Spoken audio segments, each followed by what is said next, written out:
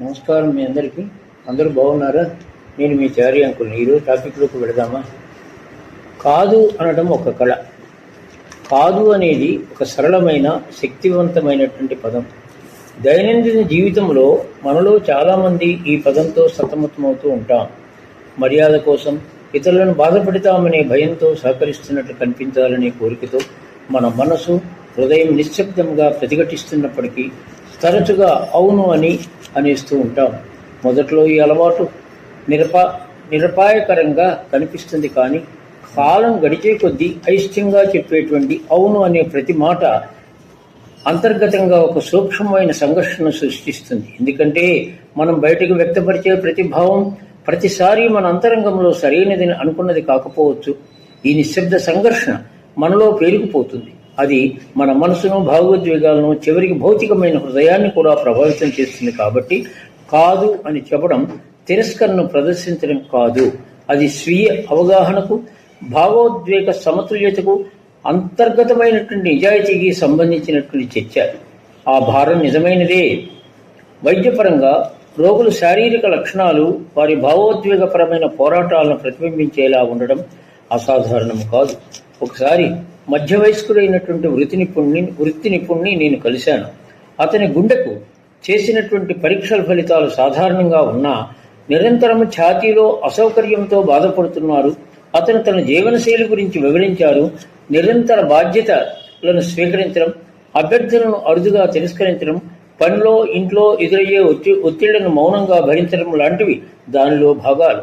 అతని గుండె పరీక్షల ఫలితాలు ఆశాజనకంగానే ఉన్నా మనసు అలసిపోయి తన భావోద్వేగ పరిమితులను అతను ఎప్పుడో నిర్లక్ష్యం చేశారు.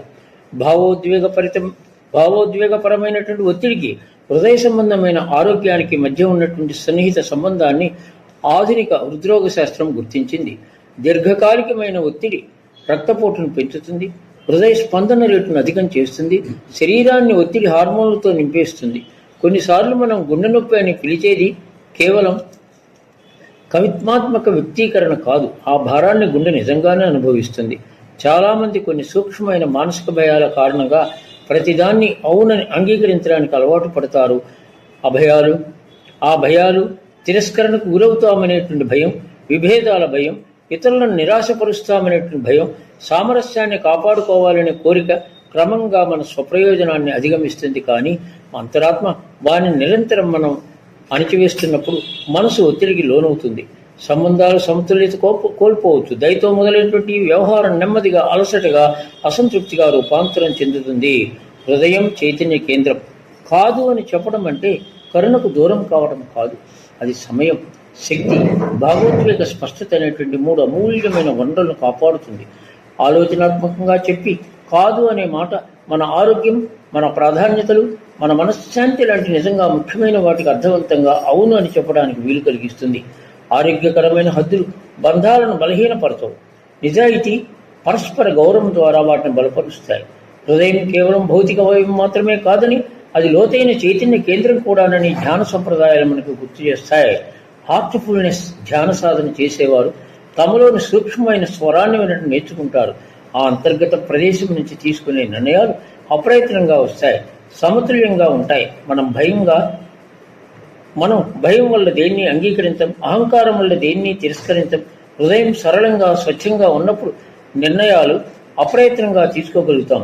దేన్ని అంగీకరించాలో, దేన్ని తిరస్కరించాలో హృదయానికి సహజంగానే తెలుస్తుంది. సమతుల్యత వైపు ప్రయాణం. నిజమైనటువంటి కళ తిరస్కరించడంలో కాదు, సున్నితమైన నిజాయితీలో ఉంది. గౌరవప్రదమైనటువంటి తిరస్కరణలో స్పష్టత, గౌరవం, ప్రశాంతత అనే 3 లక్షణాలు ఉంటాయి. ఇది ముఖ్యమైనదని నేను అర్థం చేసుకోగలను, కానీ బహుశా ఇప్పుడే దీన్ని చేయలేకపోవచ్చు అనేది ఒక సాధారణమైన స్పందన. ఇది గౌరవం, సామరస్యం, ఈ రెండింటినీ కాపాడుతుంది. అంతిమంగా కాదు అనటం నేర్చుకోవడం అంతర్గత సమతుల్యత వైపు సాగేటువంటి ఒక ప్రయాణం. మన చర్యలు మన నిజమైన ప్రాధాన్యతల్ని ప్రతిబింబించినప్పుడు మనసు తేలికవుతుంది.